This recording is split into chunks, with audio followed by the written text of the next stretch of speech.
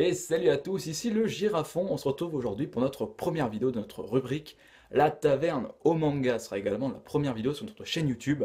Je vous dis bon visionnage, allez, santé!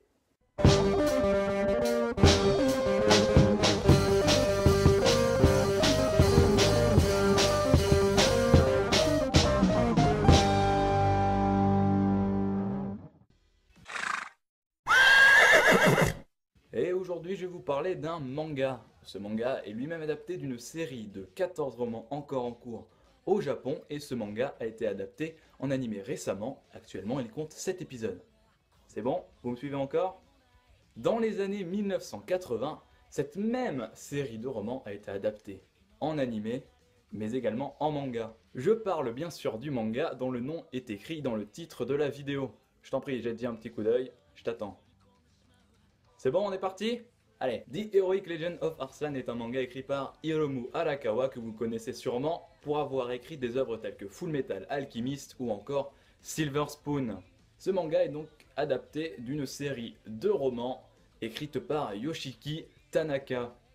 Ce manga est un shonen du genre Heroic Fantasy ou encore aventure. Il est publié chez Kurokawa et est actuellement au prix de 7,65 €. Ce premier tome que voici est sorti le 15 mai dernier, alors que le second sortira le 2 juillet prochain. Si jamais cela t'intéresse avant même de regarder la vidéo, je t'invite à regarder dans la description, j'ai mis un petit lien qui va te permettre de lire quelques pages de ce manga gratuitement. Place au synopsis maintenant. Dans ce premier tome, Hiromu Arakawa nous dévoile un univers assez original, c'est celui du royaume de Pars.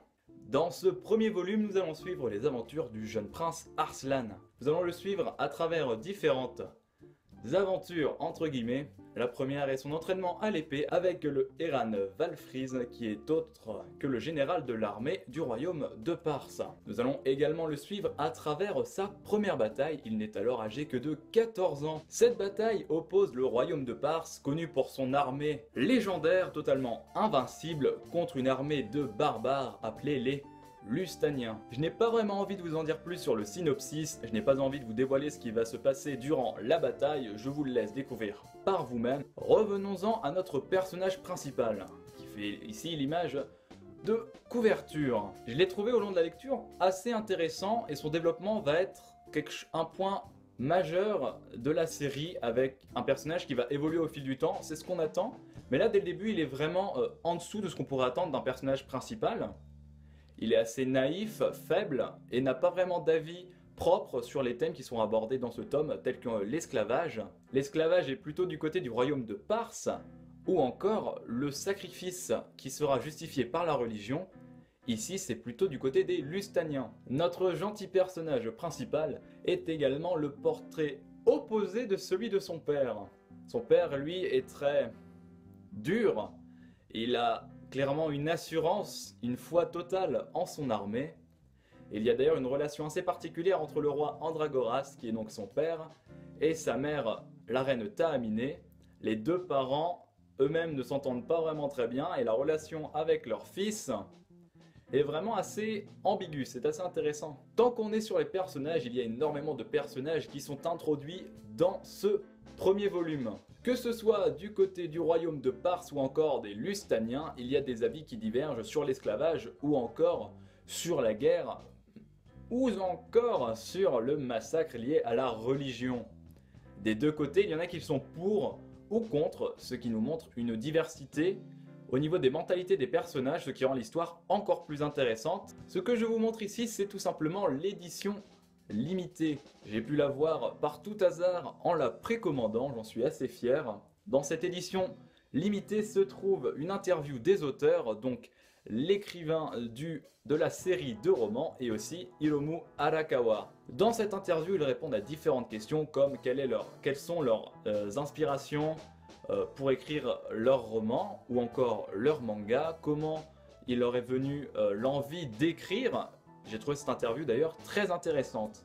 Au niveau de l'édition, on a également une couverture avec des effets métallisés et des petites pages en couleur, franchement super sympa en début de tome. Donc au niveau de l'édition, il n'y a rien à dire là-dessus, Kurokawa a fait du très bon travail.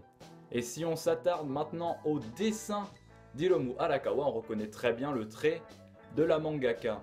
Avec le chara design, rien que ça se voit au niveau du personnage, on reconnaît les traits de personnages que l'on peut avoir par exemple dans Full Metal Alchemist, dans les personnages de Full Metal Alchemist ou encore dans ceux de Silver Spoon, et ça ne me dérange pas du tout, bien au contraire. C'est comme si on était dans une œuvre de Hiromu Arakawa que l'on avait déjà lu grâce à ce trait si particulier qui lui va si bien. On a également des scènes de bataille très détaillées et des paysages magnifiques. Donc si vous êtes amateur de ce genre de manga ou encore si vous êtes un amateur des œuvres de Hiromu Arakawa, je vous en prie, foncez sur ce tome. Moi en attendant, j'attendrai la sortie du second tome que je vous présenterai en vidéo. On se retrouve donc dans une prochaine vidéo, n'hésite pas à liker la vidéo si elle t'a plu, à t'abonner si tu veux suivre nos prochaines vidéos et surtout n'oublie pas de commenter.